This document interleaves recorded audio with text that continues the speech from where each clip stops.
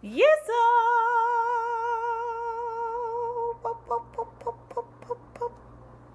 y'all. This is an Around the Way Curls first. Hello.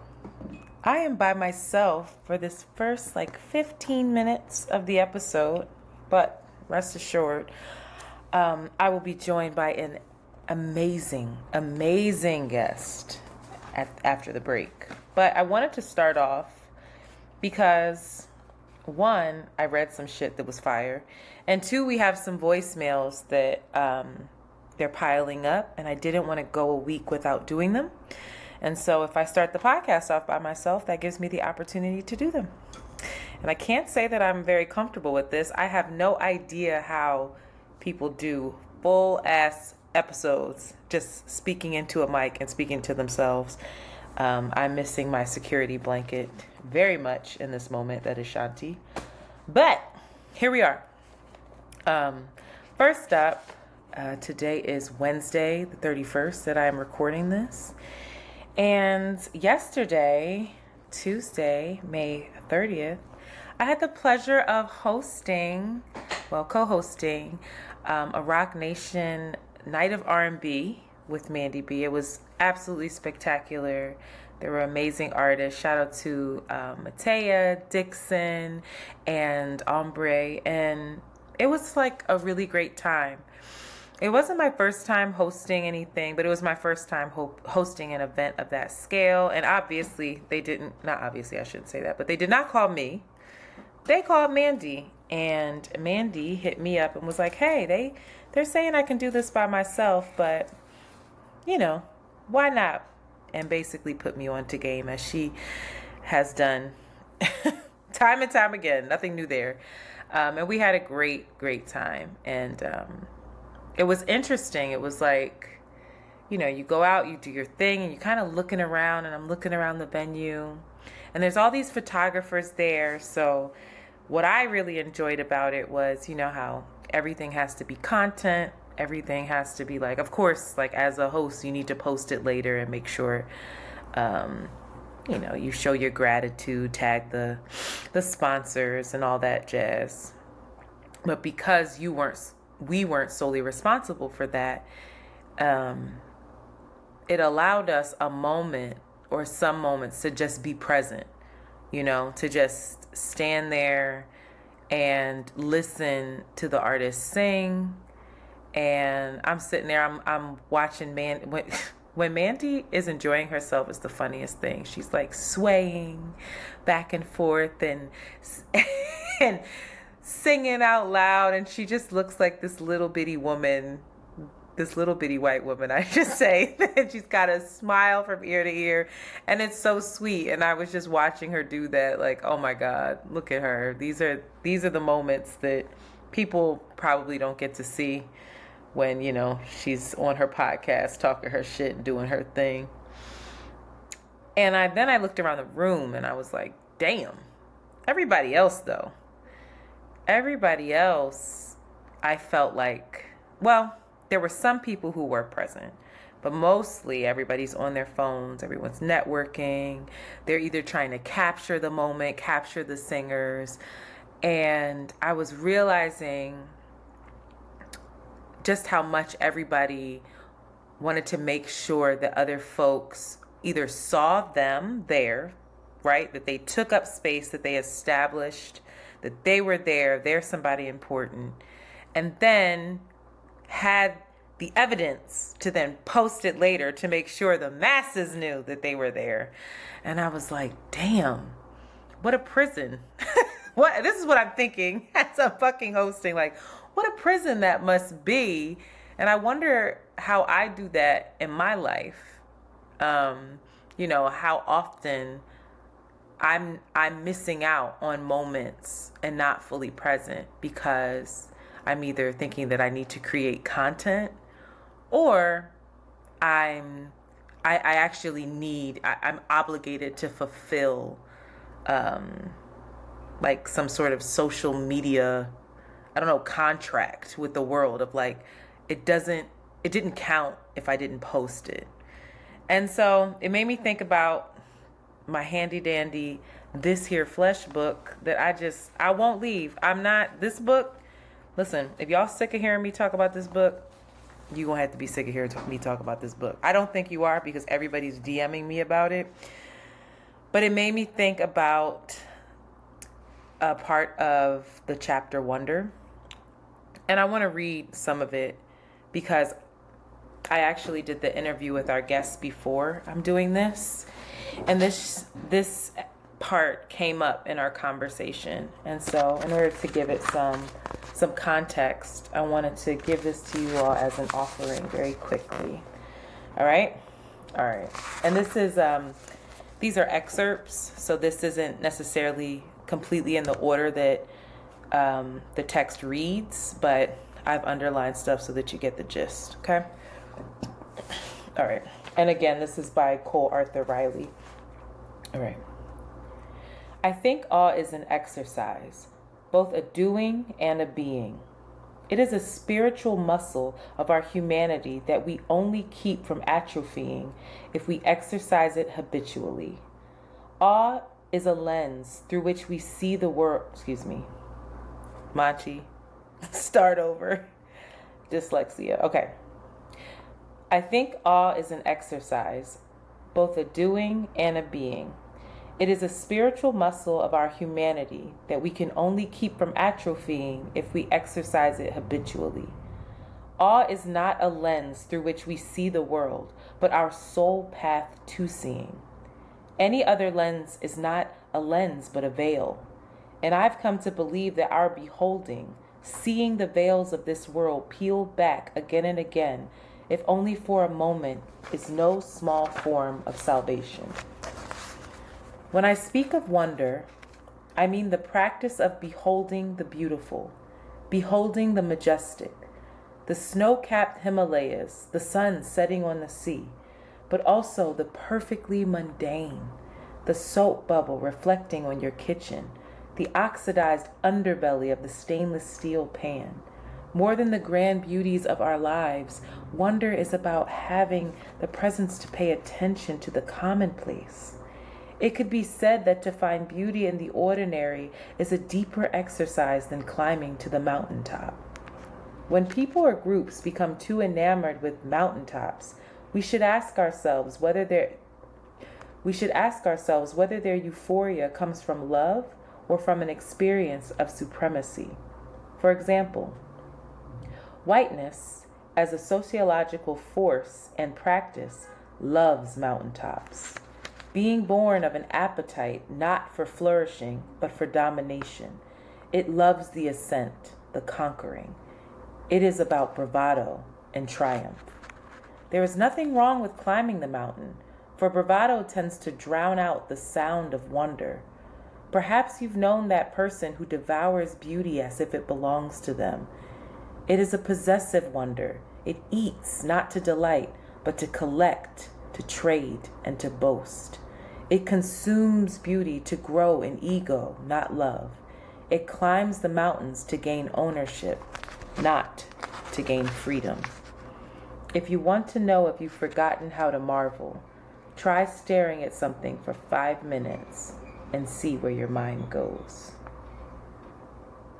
So I say all that because I had to check myself yesterday. I have to check myself often, honestly. But I had to check myself yesterday and not be dismissive of the space or the people in the space at all. You know, I can understand being excited, being at some sort of social event where honestly there's currency involved in that. But I guess I'm trying to be less attached to the currency of it, be less attached to the bravado, and still be able to be present and still be able to acknowledge the things in the room that are small but are still very beautiful and very meaningful. And so, yesterday there was a lot of glitz and glam, a lot of diamonds, a lot of stars, a lot of lights and cameras and all this shit. But there was also Mandy smiling and like completely in her purpose. And that it was so beautiful to me. And there was this man on the stairs, and his only job was to stand on the stairs and make sure that people didn't crowd the stairs. He worked at the venue, and he had the most beautiful skin and smile.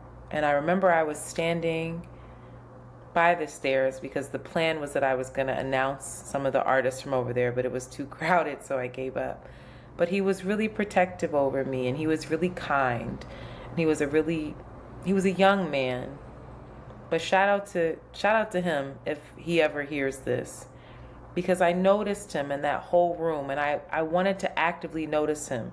I was really intentional to do that in the room full of folks with sunglasses on and, you know, inside. I don't know why the fuck people do that. It's the corniest shit to me, but okay. You know, in a room full of folks who are all trying to be seen, I think the effort was like off-putting to me. Like everybody was trying instead of being. Not everybody, that's dismissive. See, here I go. But many people were trying instead of being. And so the glimpses of folks being was really beautiful to me.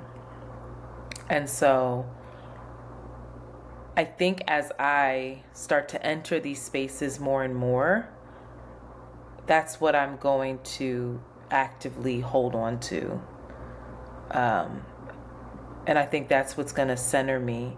And I think a big fear of mine is that as I enter those spaces more and more, that I'm going to be wrapped up in the label of,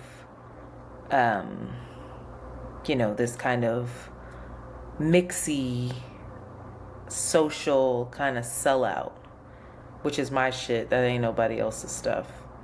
And that's corny to me because what is that? It's really me projecting onto that, because that's how I dismiss other people who have things or have experiences that I actually might think are cool, but I'm not able to get into those rooms just yet. And so I was just sitting there and I was doing my thing. I was hosting, but I was grappling with all of that at the same time of like, now that you have like this seat at the table a little bit, you know, things are being revealed to me about myself and about my own judgment of folks. But I'm also needing to like hold on to these lessons that I've learned along the way in order to make sure that I'm connected to my own humanity and to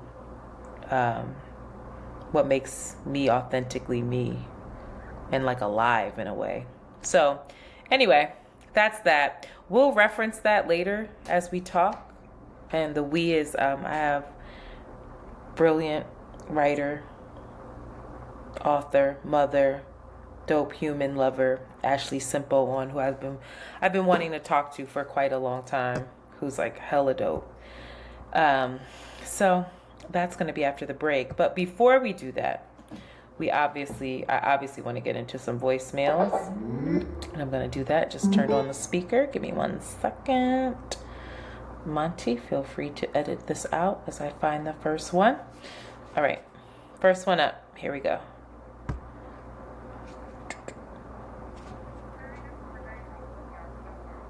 Oh, it's not working. All right, Monty. Here we go with the nonsense. Bluetooth not working.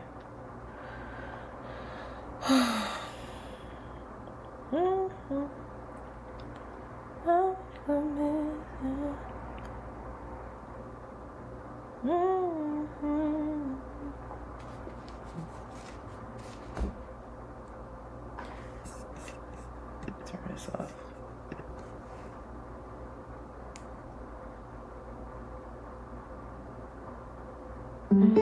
Okay. All right. Now for real this time. Set. Hey, this is Renee. I love y'all show. I was then supposed to call, so I'm going to get straight into it. The Wizard of Oz is way better than The Wiz. The Wiz is trash with MJ and them. White people only did a few things right, and The Wizard of Oz is one of them. Antoinette, I can't wait. I can't wait till you quit your job. You have so much potential. I think you will surprise yourself. Shanti, you is extremely witty. And I'm also looking for that Goldman Sachs course that you took as well. Y'all conversations on capitalism, I find it really interesting. I think and I feel like capitalism has this bad notation on it, but I don't think if you a capitalist that you have to do bad business. For example, Tyler Perry, when he built the studios, he's paying for those residents' taxes for the residents of their home for, I think, over the next 5 to 7 years. So you can't rectify it because everything has a cause and effect, and it's impossible to get away from it all the way to as simple as possible. If you're driving and if you put your signal over to the left lane, the other car behind you might have to slow down. So everything has a cause and effect, and I believe you can do good business and make money. It's just most people might not do that, but if you're a good person, I believe that you can find a way and rectify the situation as much as possible, being a good person, you have to know the effect of what you're doing to people when it comes to business, of course, when we're talking about capitalism. So that is it. I know y'all not doing extensions on the voicemail, but I love y'all show. Have a good one. Be blessed. Thank you for calling, Renee. You know what? That Tyler, the more and more I learned about him, child, I ain't mad. I think, yeah. I don't know what Shanti would say if she was on. She'd probably be like, I don't know if, paying the taxes is really what the solution is. We need to imagine something else. But, I don't necessarily disagree with that either. I am always in a weird place when it comes to capitalism. I think the more and more I realize how much it impacts our daily lives and the way in which we operate within our households, the ways in which the more I rectify how it's had its effects on my inability to rest, how profoundly it impacts my fear. I just am like against it, but that's also like a personal thing. I mean, and then you also have Shanti to mention, who is a business owner, who at the end of the day, she has goods and she sells them at a higher price point to make a profit, which is kind of a bit of that's what capitalism is.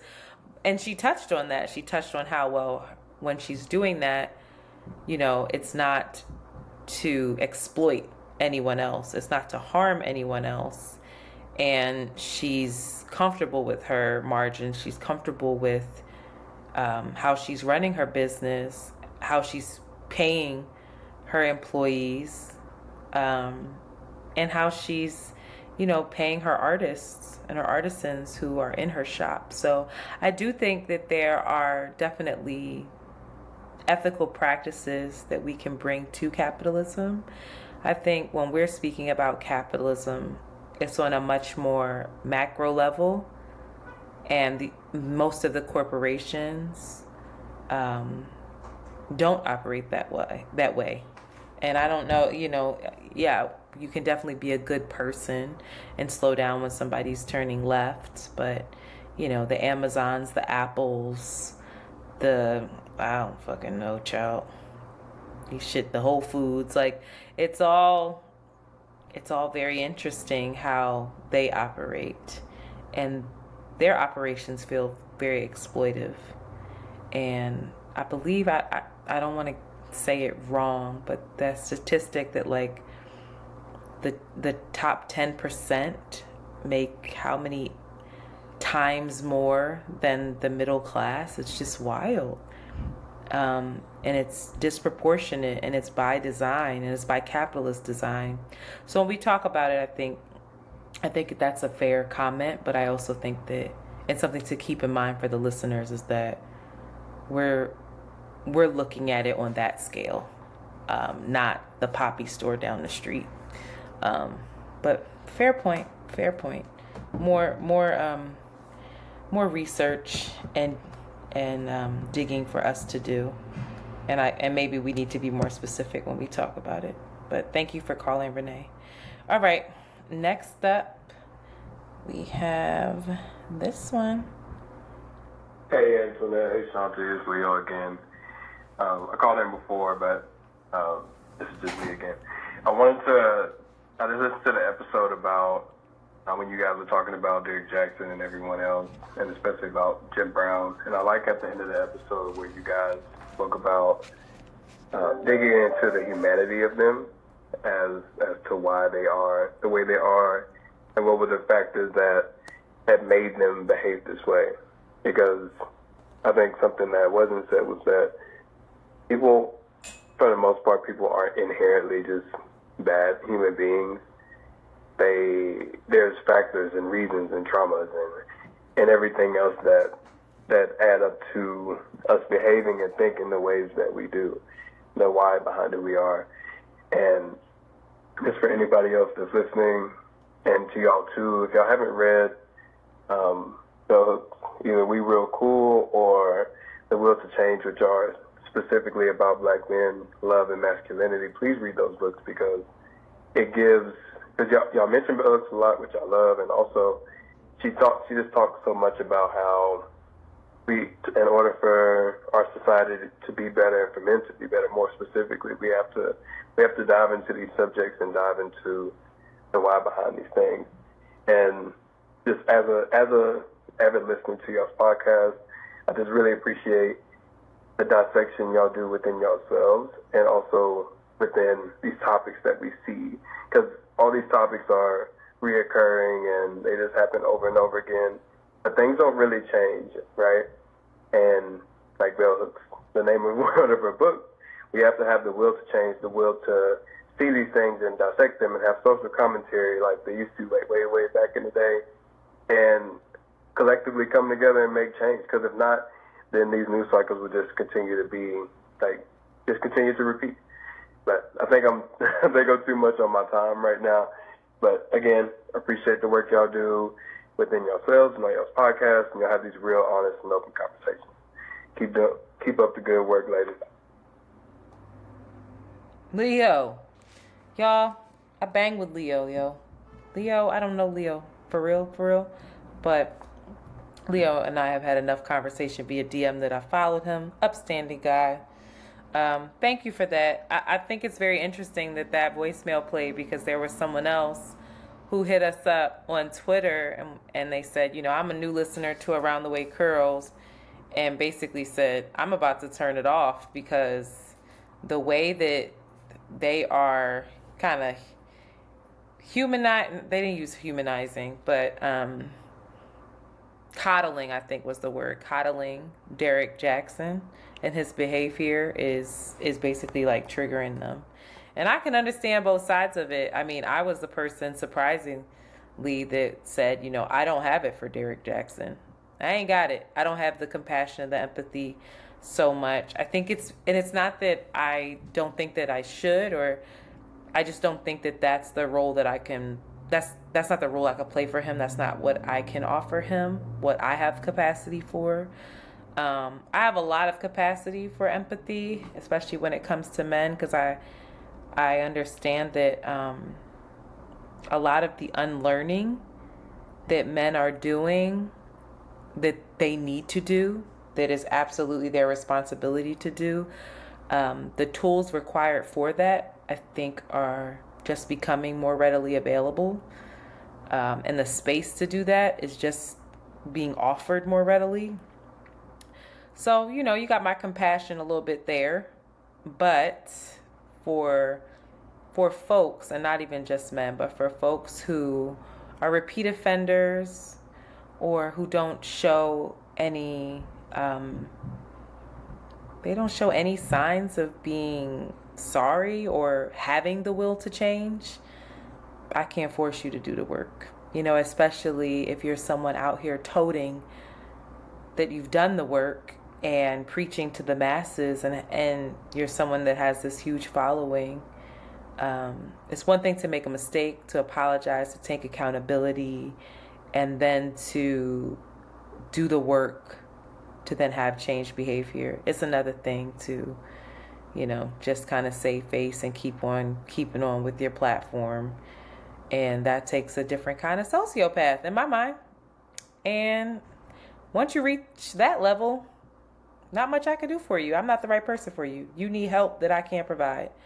But I was very impressed with Shanti for asking those questions around, even if he is a sociopath, that's even more, challenging us and saying that's even more of a reason for us to look into the why.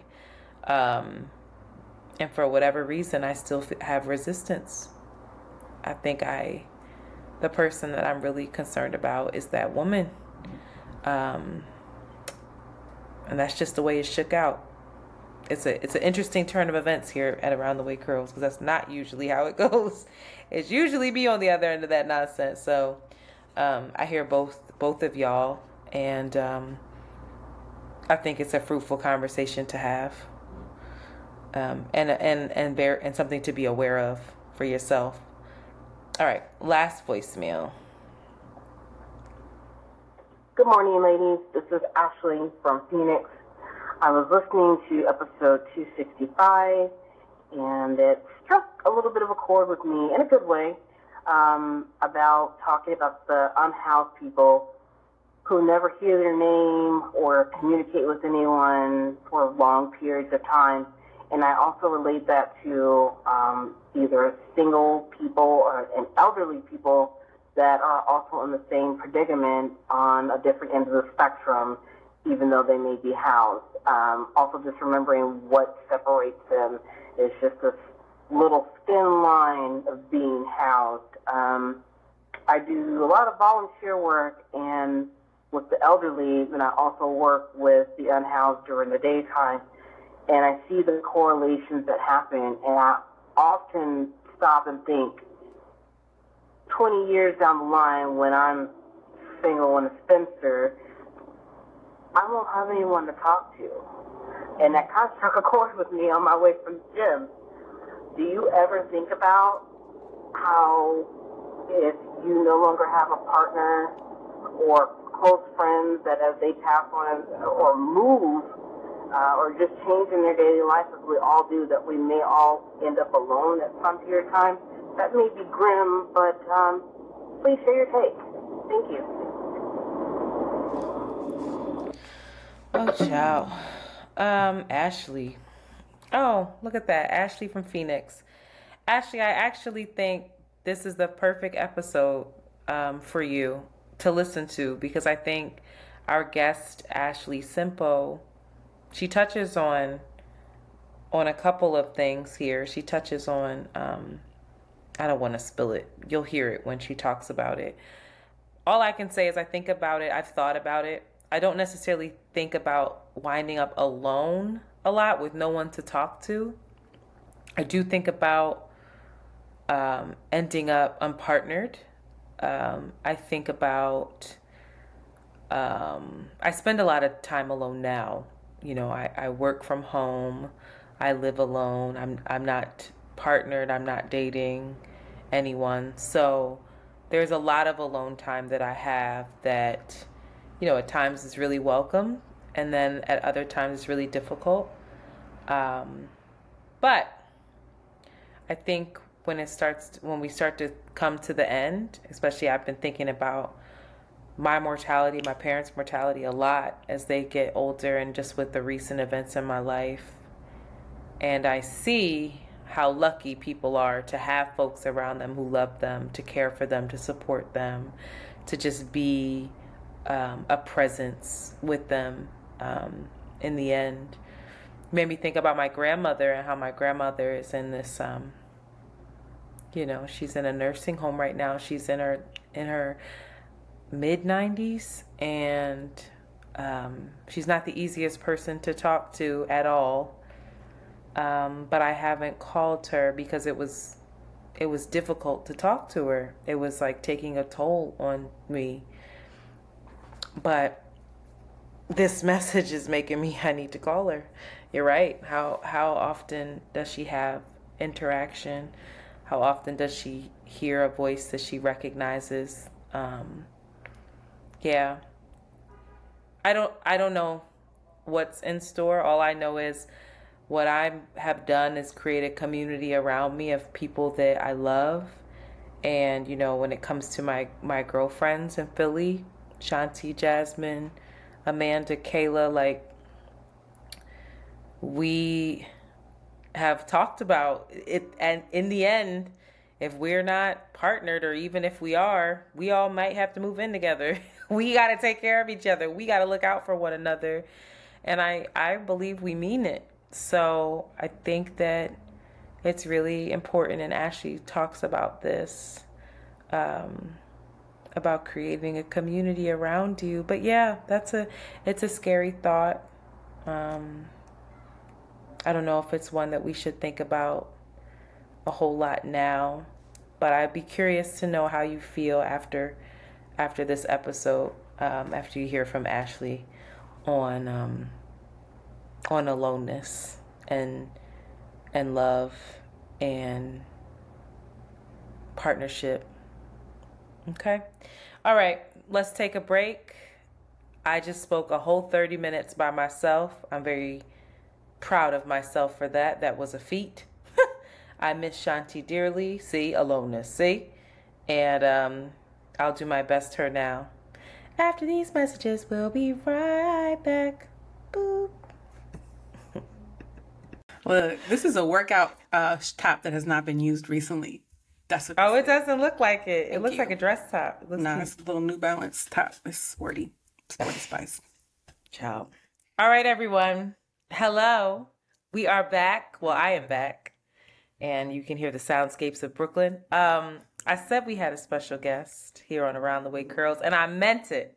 So, y'all, I am a big fan of this lady. I don't think that she knows how much of a fan of hers I am.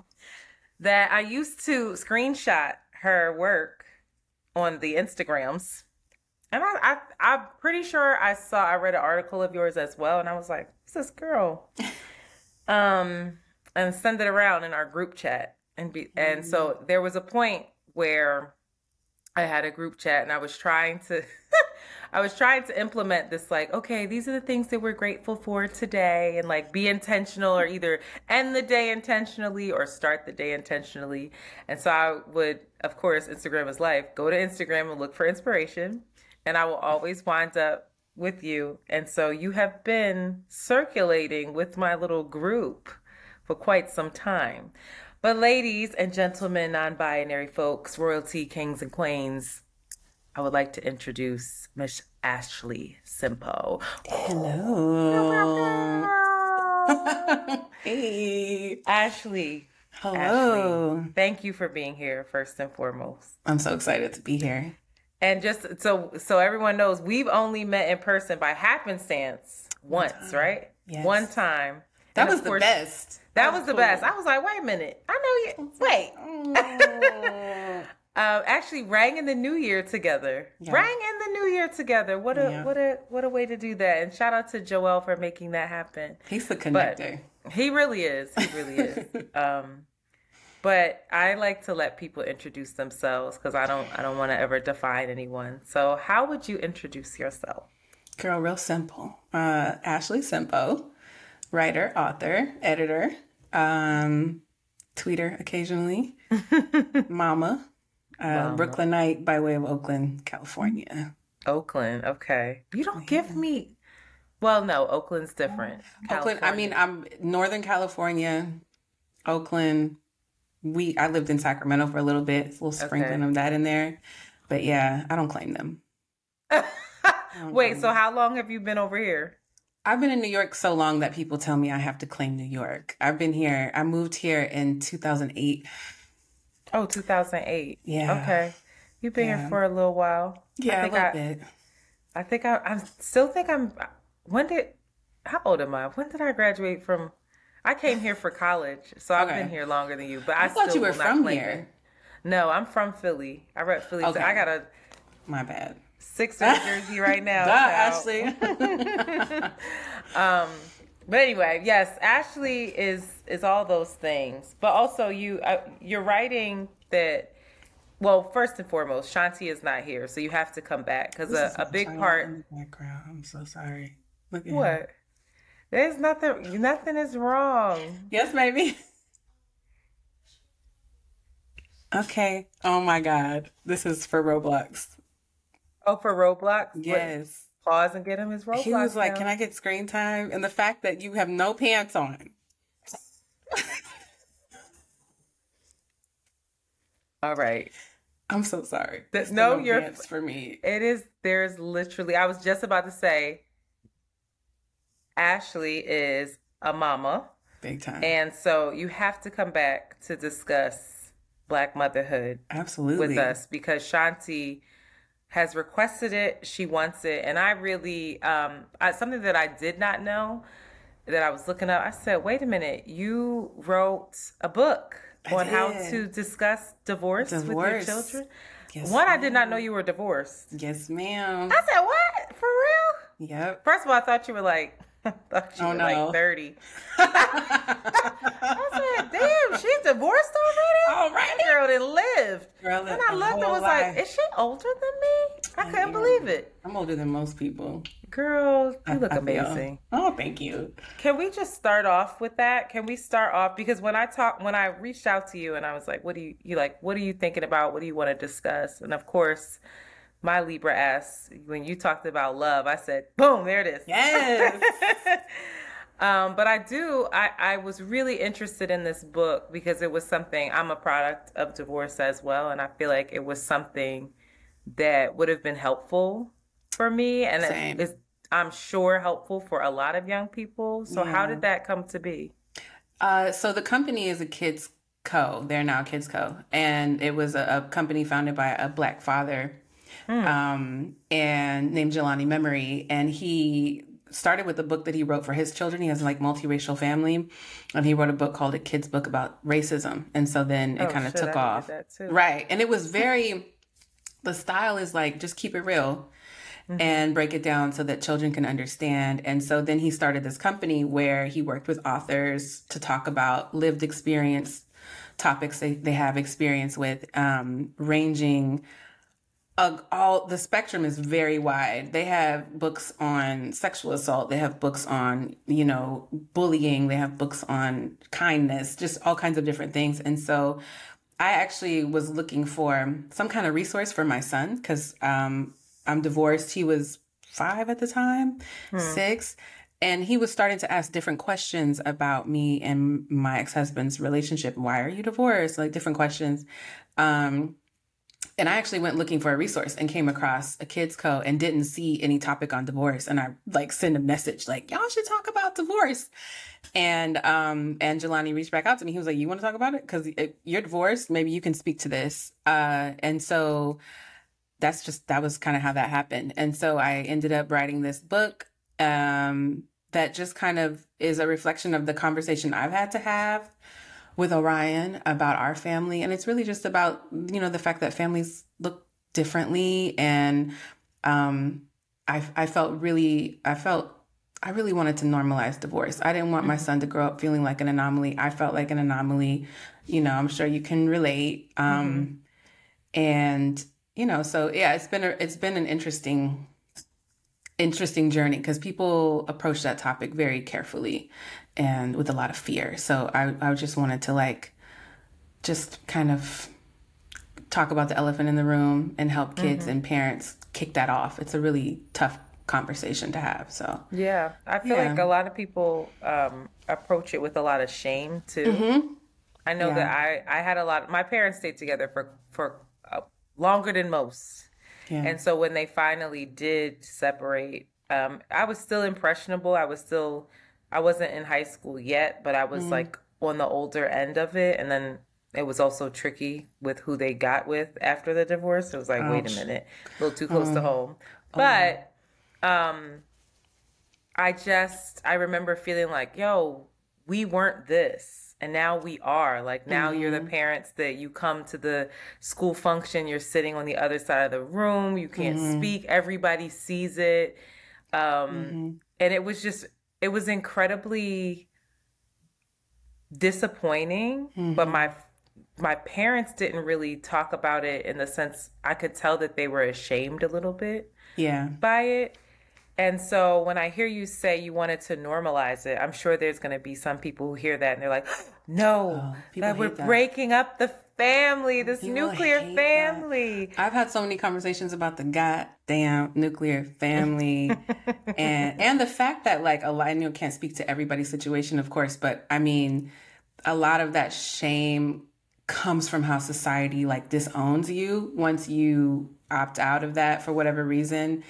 And that is a big part. I mean, like, there's really, you're in an odd space. You're the other family, you know, people have to make exceptions for you. They got to send 2 things home with the kid or something, you know, whatever.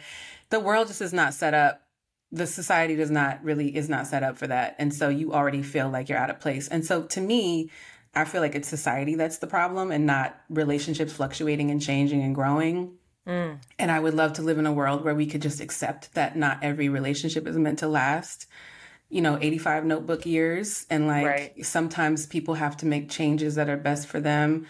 Divorce should not be criticized so much when you're talking about situations that people might be leaving that are abusive or unhealthy or whatever, people should feel freedom to do that. So I just want people to stop tripping so hard. It's hard for the 2 people and the families involved. That's something you have to work with and work through and deal with. But some of the questions you get asked and the way that people embrace you and talk to you after you announce that you're divorced or you're getting divorced is just dumb. It's, why did you try? You should go to therapy. You should do this. And it's like, nobody approaches that. What? Yeah, I got that so much, especially from family members, especially from long-term married family members or people who especially are very religious. They are automatic, like, you got to be long-suffering and you have to, and I didn't have any answers that really suited anybody because I was like, it didn't work. So I left and we're fine. We just have to like find a way to normalize our family without being in a relationship. We're still a family, That was my next question, was that just because divorce occurs doesn't mean that it's an end. Right. It's like I love the way that you put it, that basically the relationship is shifting into something else, into something more healthy.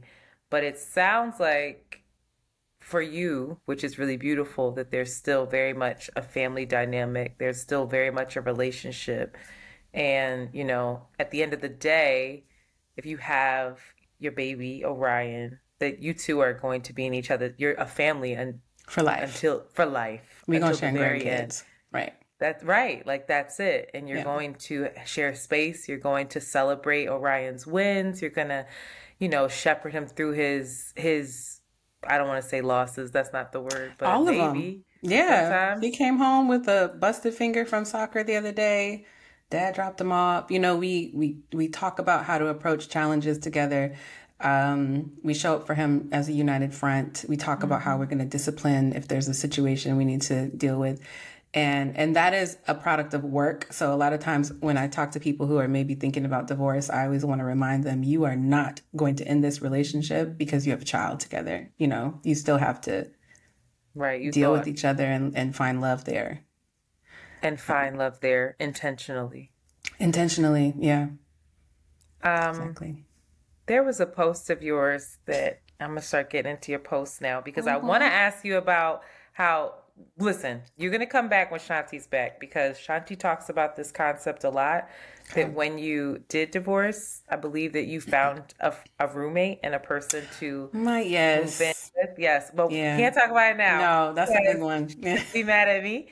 But that is incredible that you found like a sisterhood where she was also raising a child as well. And then, that's amazing. And then you have this family that you've created. But we'll get into that. For now, you posted this and I said, shut up. And you knew You know that you were being loud because your caption under the post was, "Hey, big head." And I was like, wait, which one was this? She knows she being smart. All right. You said, you don't need closure with them. You need closure with the version of yourself that loved them. Yeah. I said, Ashley, shut the fuck up. Yo, people were so mad at me when I posted that. They were like, "Why are you screaming so loud?" I loved it. You were so loud in my ear, and I was like, "Girl, please keep it down." Let's talk about that. Okay. How did we arrive there? Wow. Because it's when I read it so simply, and that's the other beautiful thing about your writing. I would be remiss if I didn't say this. I have such a respect for writers because you have this command of the English language that I don't have it. I have other things. I can try to connect with people. I can get into a room and be charming and all that nonsense. I can turn it on. But when it comes to the vocabulary, the words, they don't appear all the time. And it gets tricky. It gets tricky for me. Tricky is my favorite word. It is tricky. And I use it in every way possible. But I absolutely love, like, one of my favorite writers, Naira Waheed. Mm-hmm. So simply put, but what she's saying, what you say with your words, and you're so intentional with the words that you use, how you say it. It's just like you put it down. It's brief. It's not curt, but it's gentle, and you just land. It lands, and it's also open to so much interpretation. I love that though. Oh, it's incredible. It's incredible because it takes you on a journey. Yeah. Like you literally, I don't know how many words, this one damn sentence. And I had to put my phone down and like walk around my apartment. Like, shit. I had to walk it off. Really, because I've reconnected with my ex and we're only friends and not in any kind of like romantic way. And I don't even know if we're friends. Like we're literally sending each other recipes and not saying anything else. We're just sending each other recipes like that we know we would fuck with. As like you're alive. We're over this. You probably eaten. You might like this. Yeah, I like we that. really followed each other. It's like, okay, we're all right. Okay. We don't have to be awkward anymore. I think that's where we're at. Like, if I see you, it's okay. Yeah. But I saw that, and in my head once, I remember, not once, but I remember and I hate to admit this, but over maybe a year and a half, 2 years, I could not shake him off my skin. And the only way that I thought that I could was if we talked, if we rehatched things, if I just needed this closure. I needed him to give me this thing that was completely in my control. And honestly, me grasping on to the hope or the something, still needing him to validate something for me. And so I read this, and I'm going to read it the hell again, because I know that y'all need to hear it too. You don't need closure with them. You need closure with the version of yourself that loved them. All right, Ashley, talk to me. I mean, it always starts within. That's my thing.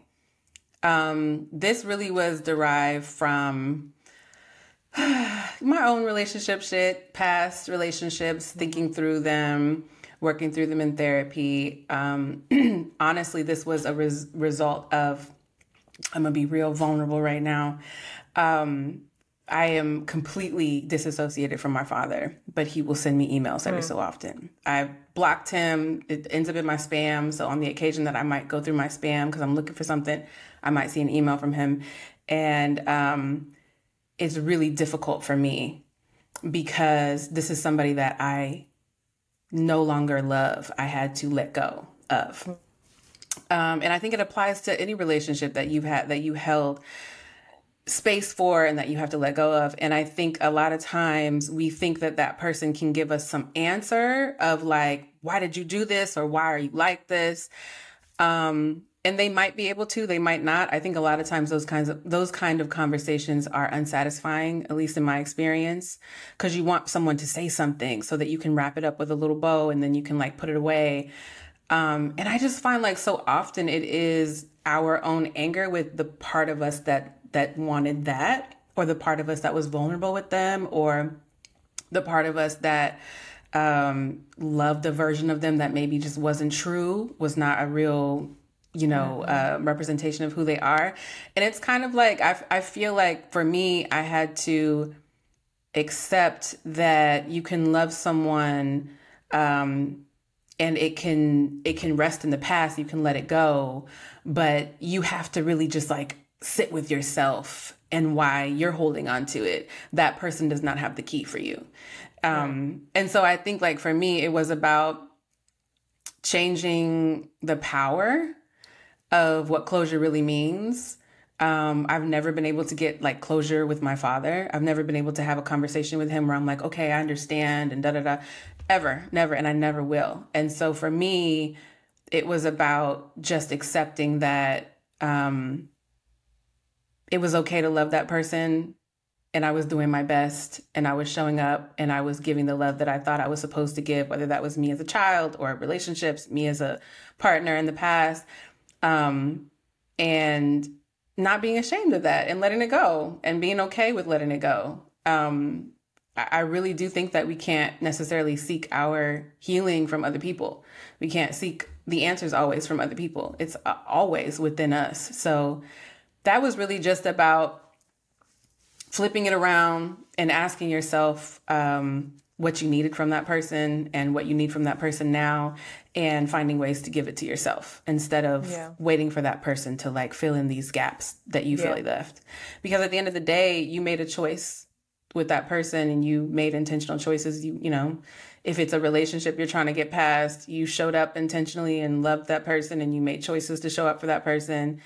And if it didn't work out, I think a lot of times we feel like ashamed. We want someone to answer and tell us why it happened this way. But it was you, like you made the choice to do that. So you have to kind of like be okay with that. I loved you. It's not healthy for me anymore. I have to let that go. And there's nothing that anybody can give you to like help you seal that and let it go. You know, that has to come from within, in my opinion. I don't disagree. I think you made me think about when I used to act actively and you get a script and it's like the first thing you try to figure out is, what does this character want? What does this character need? Because you have to find the motivation for why the character's doing what they're doing. And and to me, the most important question was always, why do they want it? Like, what's the driving force behind it? And so in that, in your very quick tweet that ruined lives, it was like, right, in your gut punch, it offered me at least a moment to say, okay, what do you want and why do you want it? What do you need right now for real? And when I think about the version of myself, my 28-year-old self, right, who thought she was loving him and in reality was like suffocating him and ignoring herself, you know, I couldn't be more different. And I was like, oh, you actually don't want anything from him. You just miss that. Yeah. You just miss that thing, that feeling. That question, I think, of asking yourself what you need, that was a pivotal moment for me when I ended a really toxic relationship and it was hard to end the relationship. And you ever sit with yourself and just ask yourself, like, why in the fuck do I need this ridiculous person? This person is not serving me. They're not being kind, whatever it is. And just asking, what is it that I need from this person? And in that moment for me, I remember physical affection was really important to me. And I just loved the way this particular person would hold me, even though they were like toxic. It was just, I asked myself, like, what are the things? And that was one of the things that came up. And in that moment, I was like, well, I got arms. I can hold myself. And it sounds so silly. It seems so silly in the moment, but I literally wrapped my arms around myself. And in that moment, realized like I can actually provide myself with safe and healthy intimacy. I can actually show up for myself. I don't actually need this person who is bringing other toxic things, elements with them, to provide physical comfort or whatever it is, you know, whether it's like acts of service or whatever it is, you can provide that for yourself. And that's an empowering, like for me, that was such a powerful moment to realize I didn't actually need some shitty person who wasn't treating me well to show up and hug How me did when I it? needed it. So for folks who are hearing that and they're like, yeah, me sitting in the crib hugging myself with my own arms just doesn't slap the same. No, What it do you doesn't. say to that? I mean, it's not. I love you. You're like, no, it doesn't. It But it doesn't. does something else. It doesn't. But also, like, be intentional. Like, think about it for a moment. This isn't just like I mean, think about how important you are to yourself. Think about the fact that you are the only person who will never leave you. That's it. You're the only person who will never leave you. You're the only person who understands your whole story. You're the only person who saw it, who's witnessed your life. And to love yourself is such a powerful thing. And if you don't see it as powerful, you need to work on that, because you are such a prize that you should feel some comfort. It's not necessarily the same thing as having somebody love on you and all of that, but it is important and it does fill you up. Just like sit in that moment. Your arms the only matter. Person that won't. What did you just say? I said You're your the arms only matter. person. No. Oh, that won't leave you. Oh Yeah. my God. I know that's something I tell myself often when I have to shed relationships, is that I got me. I'm here for life. I'm committed. Did you ever write that one? That's going. I know I sent it in a text. Girl. I don't know if I wrote Send that on to the Twitter. masses. We need it. Oh my goodness! Because as soon as you said it, I was like, I have to write that down. It's so true, though. That needs to be on my mirror. I mean, it should be. I think it's a great reminder. Nobody can take that from you. Wow. Well, that goes right into the other screenshot I have. The older I get, the more I feel like self-love is the answer to everything. And I feel like you just broke that down, sis. What does self-love look like to you? Oh. What is it? I'm somebody who I have ADHD and OCD. It's a fun mix. And so for me, self-love looks like the space to do nothing, quiet, putting my phone down. It looks like waking up an hour before my son and just like sipping on some coffee or tea in my kitchen, and giving myself some just silence. Self-love is boundaries. I think protecting my own boundaries, and accepting that the only people who need to be in my life are the people who see and accept my boundaries as well. And I think also self-love is work. It's work, and sometimes it's hard work to show up for yourself. And I don't believe in the self-love like bubble bath thing where it's like this beautiful, like yes, but also like Instagrammable. Yeah, that's pampering yourself. And I love that. That's cool. I think you should, do nice things for yourself. To me, that's like diving into your feminine. I don't know if I would call that self-love. I think self-love is work. I think it's like making positive choices and creating a week that is not overwhelming and saying no to things. And for me also as a mother, I stopped rewarding myself for being overwhelmed. That's a big one. Like the whole like, oh, I do so much. Oh, I got this going on. It was like this. It's like this currency. I think among women, actually, especially caretakers of any kind. And I stopped doing that big time. Like I'm not interested in being overwhelmed as a way to show how worthy I am or like how valuable I am as a woman or a mother or whatever. So to me, self-love lately has just been being like, no, I can't show up, can't make it. I'm going to rest, whatever. Yeah. I love that answer. I love that answer so much.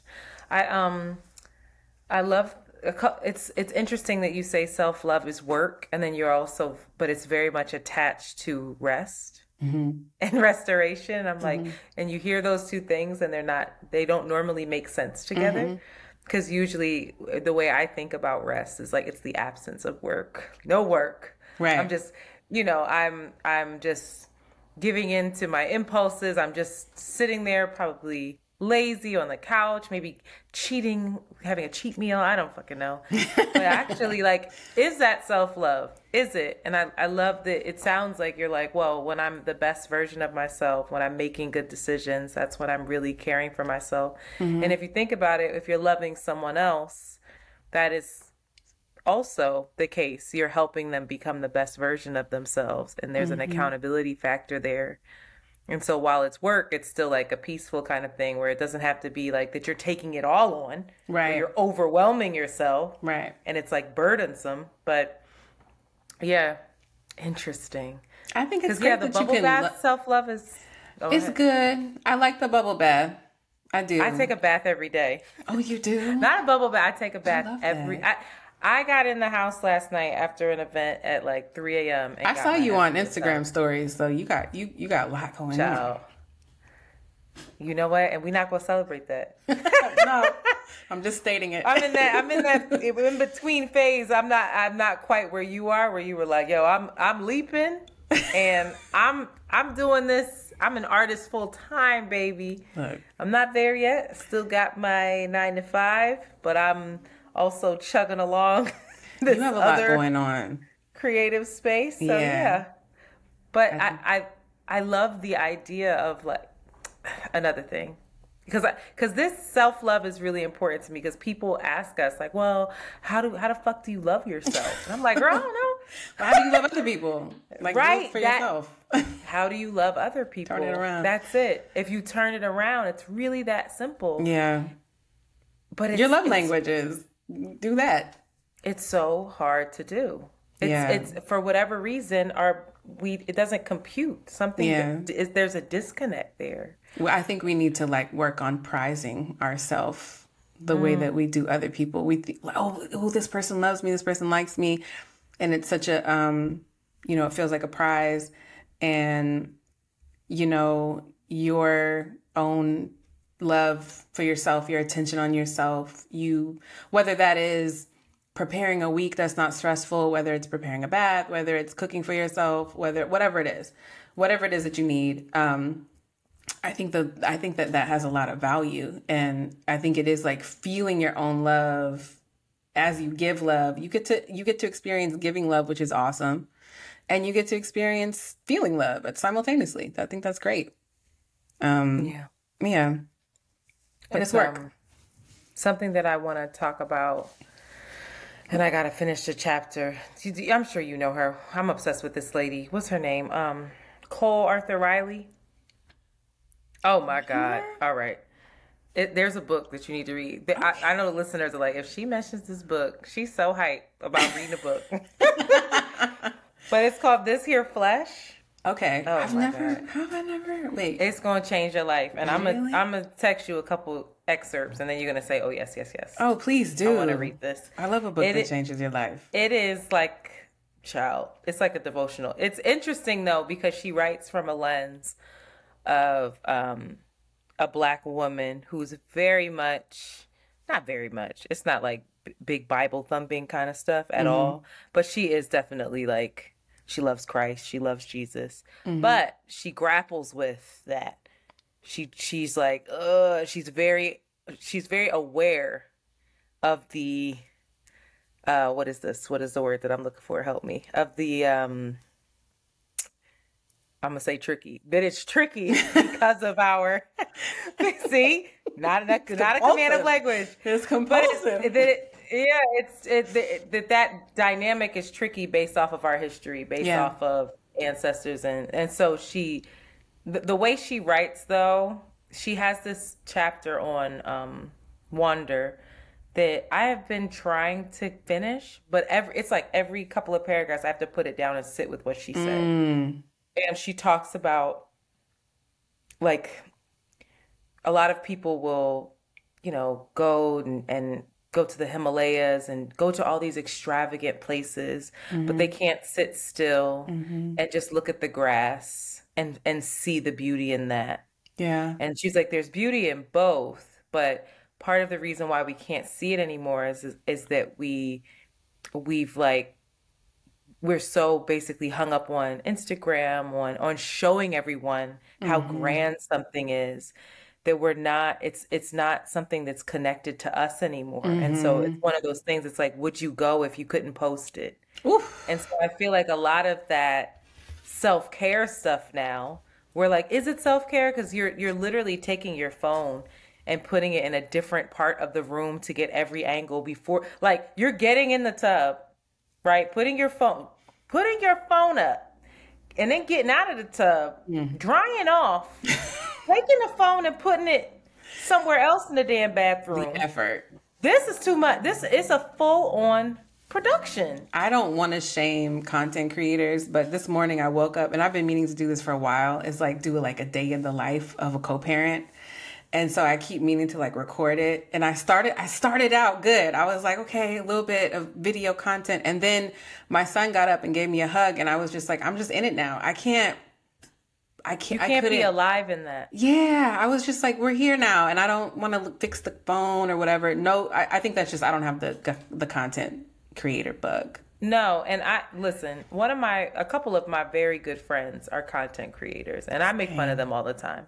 All the time. I'm like, if you don't, like, my homegirl Renee, she's like, angle this, that, like, she's got it done. She got the camera set up. And I'm just like, you are not, and I tell her, you are not fully present while you're doing this stuff. And she's like, no, because I'm showing folks how I actually operate. And so I spent some time with her at her new home in LA last year, and damned if she wasn't fun. I couldn't believe she took more time to be present than I did. And I had it in my head that she was just so, I was like, girl, you ain't doing none of this shit. This is all for the gram.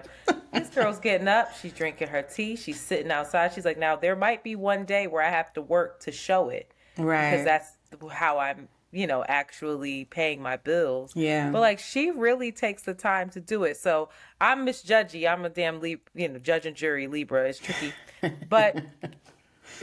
anyway, in terms of the I got way off, but in terms of the self-care, that bath, that thing. And I remember there was a time where I would be in the tub and I would be reading books and I would be taking pictures of them. And I was like, you know what, Antoinette? You cannot bring technology in the bathroom with you anymore. Unless you're watching a show that you're like really interested in that. But this is not to be like, you don't need to show anybody. You don't have to perform self-care and rest. Yeah. I've tried, and I thought about that today because I'm really bad at it. And I'm like, people probably think I have the most boring life. I don't go nowhere. I don't have no friends. Because every time I'm with folks or I'm doing stuff, I always forget to take like videos and photos, trying to be better. But it's just like, I just want to be there. I want to experience it. Present. I want to have a memory of it, Present. Yeah. Yeah. I love that. Okay. Another girl. Let me go to my little screenshots. All right. Here we go. You got? Platonic love, romantic love. It's all building community. You like that one? We talk about community building all the time now. Yes. So explain it. Tell me, sis. I'm all about community. So I moved out to New York with my son. I went back to California to have him and then came back when he was 3. So I left New York for about 3 years. Mm-hmm. And when I came back, I'm one of those people that would just leap and I'll be like, oh, I should have thought about this. When What's I'm your like, sign? I'm a Taurus. I'm not the typical Taurus, but I'm a Taurus. Okay. So, and so I learned very quickly that community and building community is so important. And I think a lot of times, I think a good example of that is how we view marriage and brides or like motherhood, where once you kind of get married, you're over there now. You got it. You have your partner. You got your little thing. And I feel like we are kind of socialized to replace a relationship with community. Or we have like, these different buckets that we fill with romantic love, and this love is for this people and, whatever. And I feel like building community to me is the whole point. Like whether you're dating somebody or whether you're making new friends, the point is to create a community around you. And so for me, I think it changed my perspective as a single parent because I really need community. I don't have family here. My mom lives in Atlanta. My sister's in California. Like we're all over the place. So I really had to create that for myself. And I came to the understanding that like, we are really taught to isolate ourselves in relationships sometimes. And we forget that like, you always need to have community around you. Like when I was married, I think I felt like people kind of felt like I had found my community within my spouse. And so I was good. You over there, you got your husband.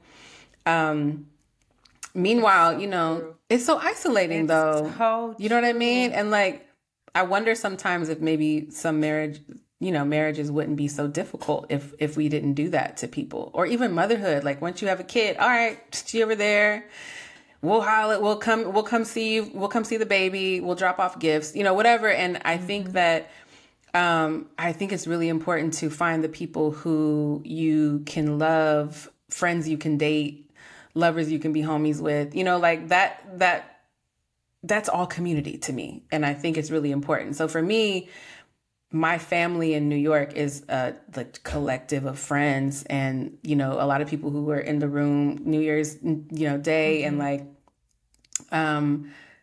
I think I started to ask my male friends, like, if you want to be friends with me, you got to show up for my son.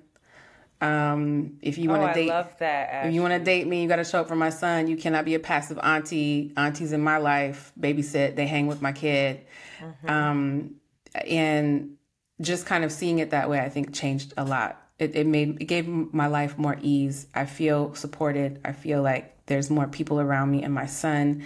And yeah, I mean, kind of like if you can't hang with my whole community, you don't really need to be in my life. You know, if you can't be a part of this collective of people who are around me and my child.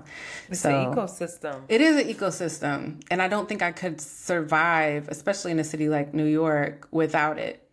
Without, you know, male, female friendships, you know, they're all, if you can't kick it with my partner, you don't need to be here. If you can't kick it with, you know, my sister, whatever.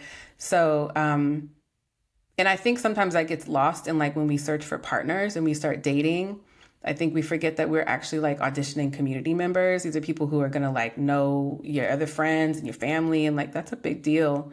And so I think seeing how people move in their own community, how they embrace it, how they show up for people. I mean, that should be like a central, I think, focus when we move.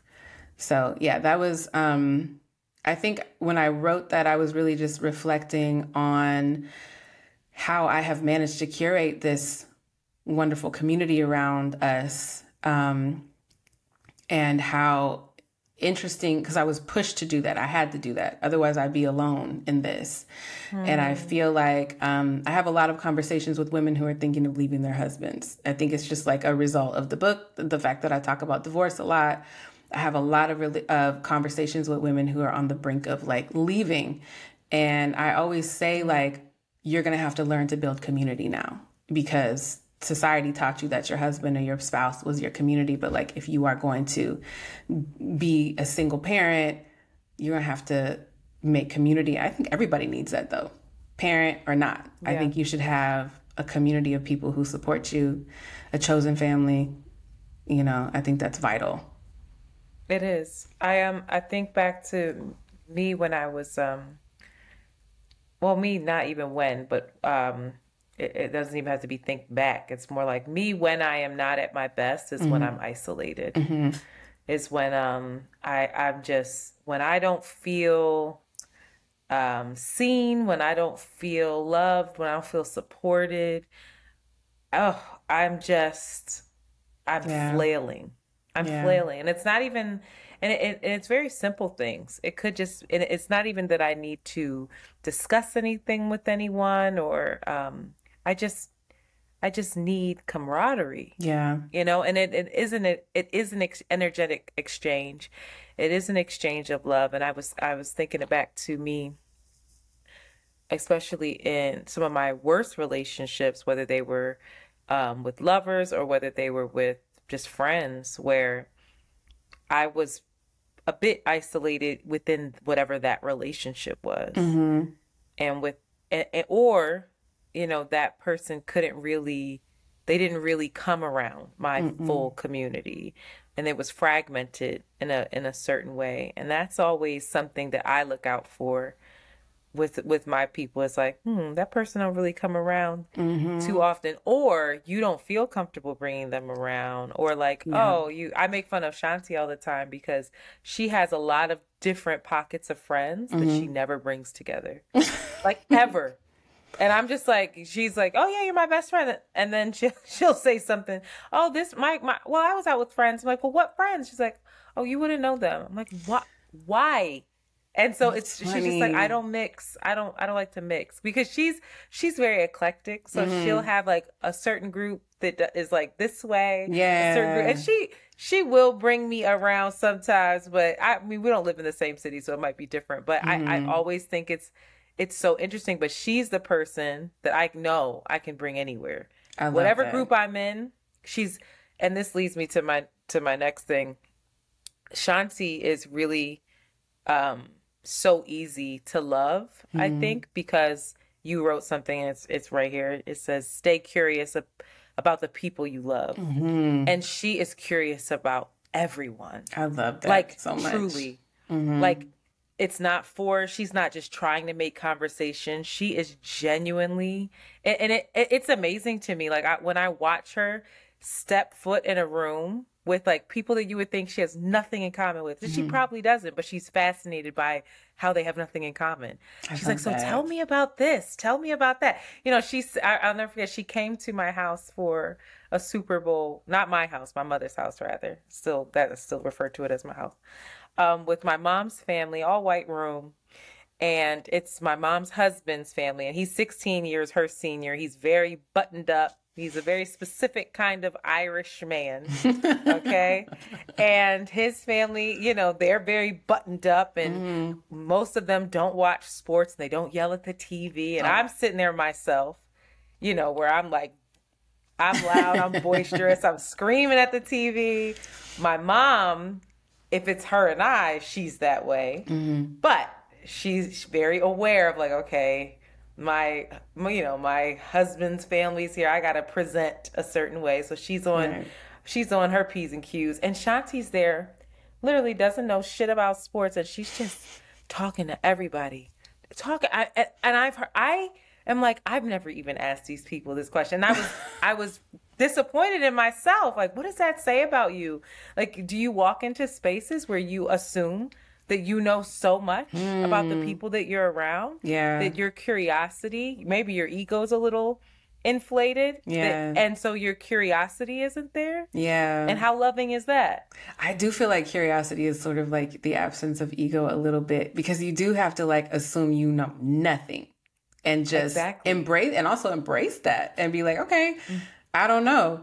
I got that from my mom. My mom is that way. She is like, should have been a journalist. She will sit there and like get the tea. She has questions, but it's not like in a way that's prying. She's curious. And I love that about her.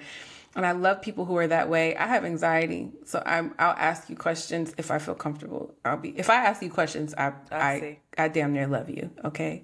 Because, because I think I'm just, I think, I'm working on it. But I do feel like in relationships with people, in friendships with people, you do have to remember that we are all like growing, we're evolving, we're changing, we're reading some shit that we thought about and went down a, thought rabbit hole and thought about ourselves. Like we are different, really a little different every day. And so I think that embracing the fact that you don't know the wholeness of anybody, and allowing there to be space up for discovery and asking, well, why did you do that? Instead of assuming that you know why somebody does that, is like a good way to love. Critical. You learn more, and you grow more, and people can surprise you, I think that was definitely a tweet that was a result of a conversation with my partner, where it's like, we are almost at 4 years, or we're going on 4 years, and it's been, and you know him. But like that's like a big deal. Is like, there's been a lot of rapid changes that he's made over the last year, that I've made over the last year. And so there is like a need to come to spaces together where we're like, well, I don't know. What do you think? Like, what do you really feel?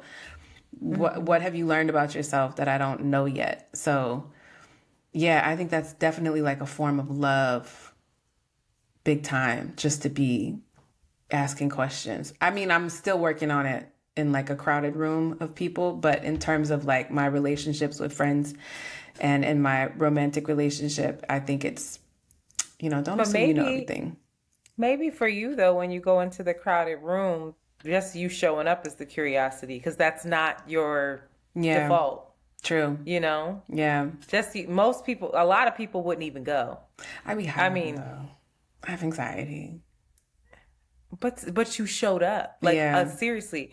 I'm thinking of a specific friend of mine who I have to beg. I don't know, and I'm not successful most times. If I want a relationship with him, I have to go actively see him because he's just like an artist who's just locked away in his cave doing his art. And to be social, to be around humans, he's like, I'm good. I mean, I have to admire knowing that about yourself. Well, I have friends like that too. And I feel like anxiety is a bitch. You know what I mean? Like if you really, and I've recovered from extreme social anxiety. I had social anxiety throughout my 20s, real bad. Like going to the bank, parking my car outside the bank, sitting there and just like starting the car and driving off because I didn't want to go and be around people. Wow. Like it was extreme. And so like getting past that and getting to a point where I can like be in spaces, like as a writer, I've had to be on panels and things like that. And that shit is like crazy. I'm highly medicated. If you've seen me on a panel, I'm highly medicated. But like that I think is something I had to like, get past. But I've never had that issue necessarily in my intimate relationships. I think I've always, once I get to a safe space with people and I feel like we're engaging and we trust each other, I'm going to ask you a lot of questions. I'm going to want to know everything about you. And I'm trying harder to assume that once you learn somebody, that doesn't mean you know the totality of this person. They might surprise you. Mm-hmm. They can probably surprise you. They might surprise you. Most likely. Most people do surprise me. Yes, indeed. Good or bad. So that one specifically, that one specifically, I'm like, oh, you have a lot of work to do there, internet, like a lot. Yeah. So thank you for that. Another gem. All right. And then last one you wrote, I just want Black women to be properly loved. And so I'm so curious to know what being properly loved looks like. I mean, it looks different for all of us. I think first and foremost, to be properly loved, you have to understand what your needs are and be able to, and have the audacity to ask for that and have the courage to ask for it from people who can actually provide. Because I do think sometimes it's possible to get into the habit of asking for things from people who damn well cannot provide it or are unable to for whatever reason. So I think it's definitely a you thing. I always think it starts with you, but I do think that, it looks different for everybody. Like having your needs met, being seen, being accepted, a space where you can be transparent, you can be yourself. I think Black women, we have to wear a lot of different masks, and having a space where you can shed that and just be yourself and feel like you're accepted and loved and you don't have to fit into anybody's goddamn box. I think whatever it is that you need, being able to say, this is how you love me. Uh-oh.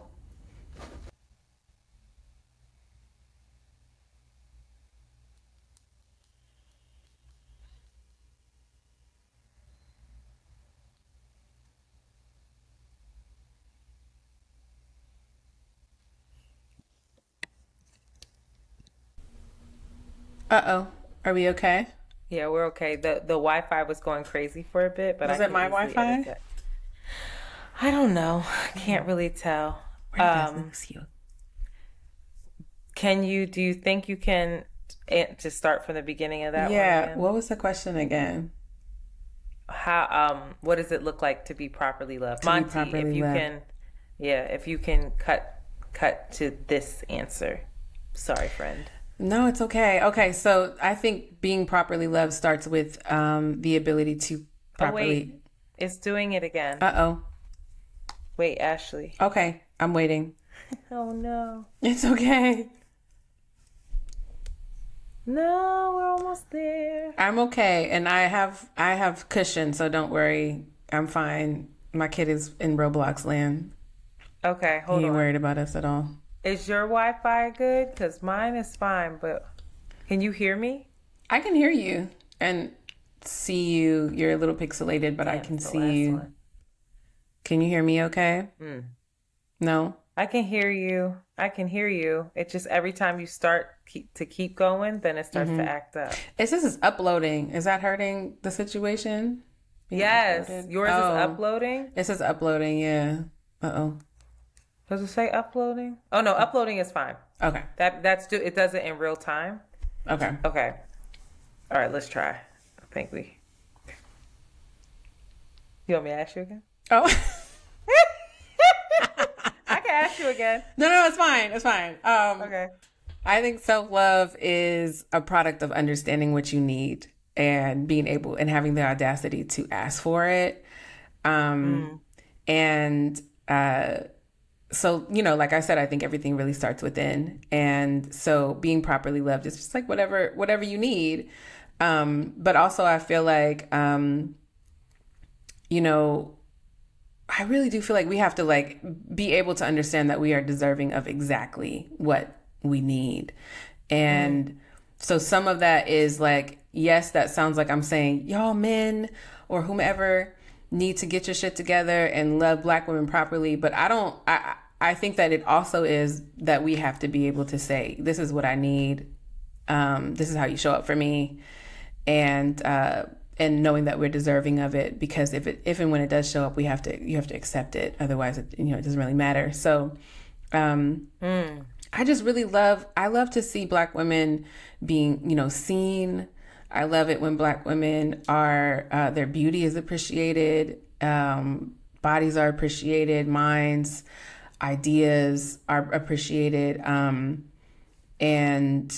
And I think that is important in all of our relationships, our friends, our lovers, our family. I think it's okay to raise the bar of what love looks like in our lives and just like not accept anything less. But I think that Black women we're so smart. We are so resourceful. We're so resilient. And when we are being loved on top of that, there's so much that we can do. There's so much healing that can happen in our communities and in our families when Black women are loved. I mean, we are the key to so much. So I feel like it's just so important. I do think that heals communities. It's just loving on Black women, honestly, and just showing up and supporting us. So that's what I meant. I think that refers to our friends, our family, whomever. You don't have to accept anything less than what you need and what you deserve. I think folks just need to rise to the occasion and love each other. How did you get to the point where you had the audacity, one, to ask, and two, like where you knew you deserved it? Because a lot of women have like, this is what I want. This is what love would feel like to me. Mm-hmm. And then there's the fear factor or that kind of that thing in you that's like, but I might not ever get it, so I'll go with this. Mm-hmm. I think having my son helped a lot. I think I got a big dose of reality when I was married, in terms of like what you want love to look like versus what it should feel like. I think that we love to praise a relationship. Oh, they look so happy. Oh, do. And it's all based on like visuals and content. And it's like, honey, that does not mean shit. That's curated. I'm showing you what I want you to see. And exactly. I remember a very grounding moment for me was back in the Tumblr days. Oh, Tumblr was life. Look. I miss Tumblr. And I remember the first time I ever went semi-viral was on Tumblr. And it was my maternity shoot. So it was me and my spouse at the time and my belly, and we were in a field and we were Black love. It was so beautiful. And the photo made its way around Tumblr and there were all these comments underneath, Black love, da-da-da-da-da. By the time that shit went viral, we were separated. Wow. We were no longer together. We were not even on speaking terms. And it was like, I think for me, it was like, wow, we really do think that love looks a certain way, and we don't think about whether or not, like what it should feel like. And I feel like we do kind of glorify the Instagrammable relationship. And it's just like, you really don't know how people are taking care of each other and themselves. And I think like beautiful, healthy love, sometimes it might not even look like it's healthy. Like I saw the thing with, what's her name? And I'm so bad with names. Lori Harvey. It was like a picture of her and old boy at the Beyonce concert, and everybody was deciding that they didn't look happy because she was like, whatever. And I'm like, I look like that when I'm nervous though. Like sometimes I don't like cameras on me and I might look weird. Or public affection might make her nervous. You don't know how she loves on this man. But we're so used to crowds when you're a celebrity. That's intimidating. You might make you nervous. Yeah. I would be all kinds of awkward. And you wouldn't know that me and my partner are so loving together and we have so much fun together if you get us at the wrong moment. So it's like, I think we put too much into what relationships look like. And I think, sometimes the way they feel is not the way they look in pictures. Girl, most times. And I get it too, because I think that imagery, for a lot of folk, we're starved for it. Mm-hmm.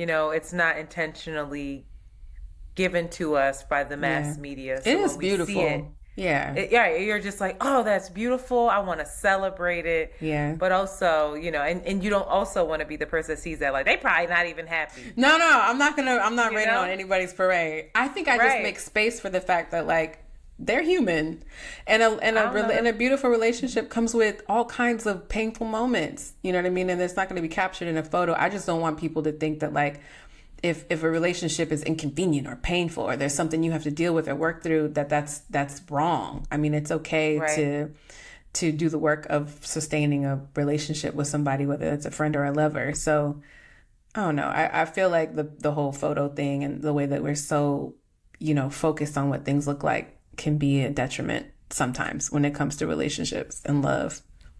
I agree. There's you didn't write it, but there's a meme in my phone. It's like, if you ever see a Negro on my feed, it's an ad. He paid for it. Because, baby, the way I learned the hard way, you will never again in your life, in your stinking lives. You might see a hand one day. That's so funny. But that's it. He don't exist. I know. That's for me and him. We're happy. And I love, and there's so many moments. Like I said, I don't share it a lot. You have a beautiful partner who I know. And I know. Scott, I didn't want to say his name, but how you do that now? I said, good job, because I knew of you. I said, what? I was so proud of him, I'll be honest. I said, good taste. And how you do that? Good job. I was so hyped. But anyway. He works hard for that. He's a really beautiful person. Such a beautiful heart. And just like one of my best friends. Like, we have so much fun. We be laughing, goofing off, hilarious all day. And like, if you can't make me laugh, I don't even want to fuck with you at all, like as a friend. You know what I mean? Like, I can't even spend time. Really? So, if you can't get with my random British accent, like, why are we even here? It's weird. So, I'm really thankful for the relationship I'm in, and it's taught me a lot. We've learned a lot together. I love to hear it. Yeah. I really do. Yeah. All right, Ashley, I know you got roadblocks going on in the back now. Is that what it's called? Roadblocks, right?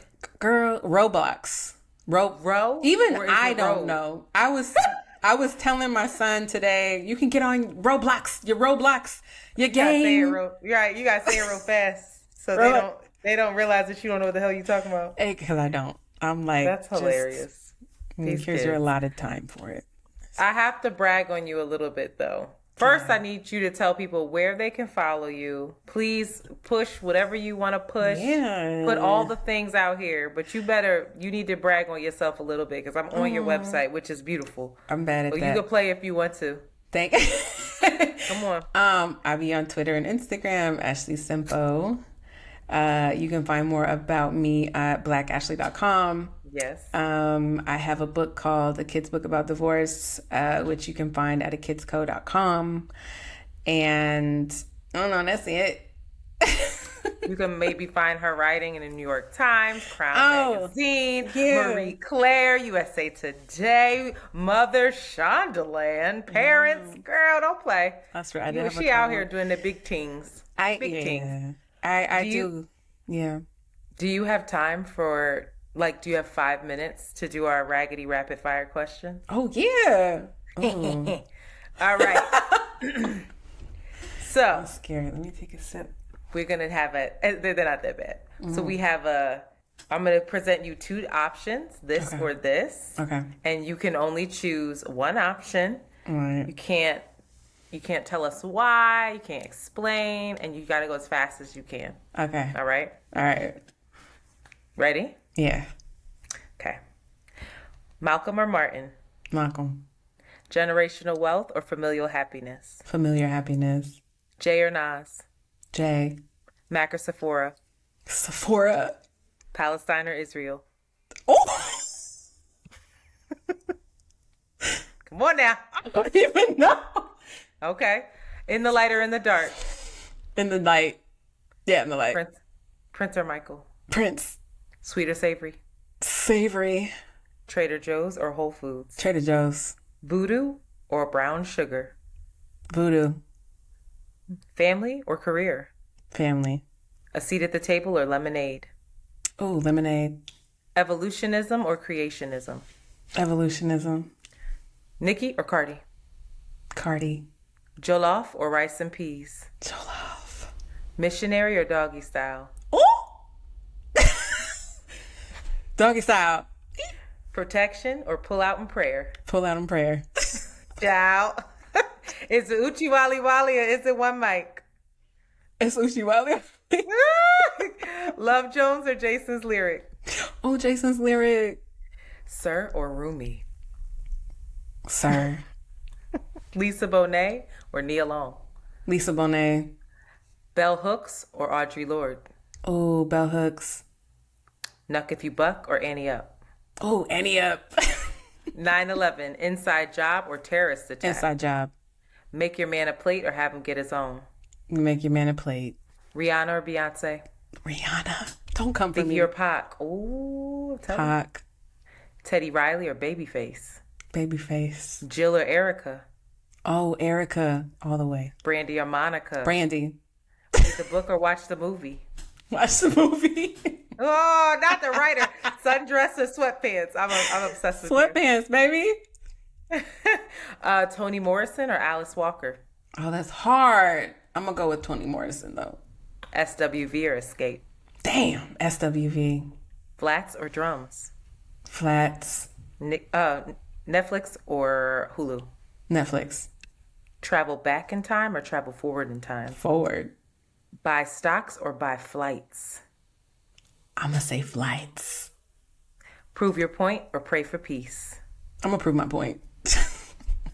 Fun in your 20s or wisdom in quotations, of your 30s?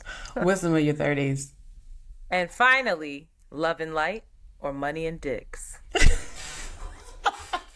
The second one, my child is back. Yes. Say less, girl. You said, Mom, more time. Look, listen, it's a little raggedy person in there. We got to bring it out you now. Oh, my goodness. Listen, thank you so much. You have no idea what a fan I am of yours. And I of you. I look forward to everything that you do. I can't wait to see. Thank you as well. Thank you for your time. Around the Way Curls listeners, please make sure you follow Ashley. All of her information will be in the description. Clickable link, so it won't be hard. Make sure you check out her website, support her, and I hope to see you at Joel's event. He told me the next one's on the 30th. I'll be there. I don't know. He just be telling me I go. The workshop? Yes. I was at the last one. I heard. I'm gonna be at the next one. I'm gonna share too. I'm gonna. Oh, you will? Yes, I'm sharing some work. See, I can't wait. All right, perfect. So there you have it, everybody. This was a masterclass on love, and you're welcome. I don't know how to end it. No, you're welcome is good. You're welcome. Yeah, you're welcome. All right, y'all. With that, we are out. Thank you so much.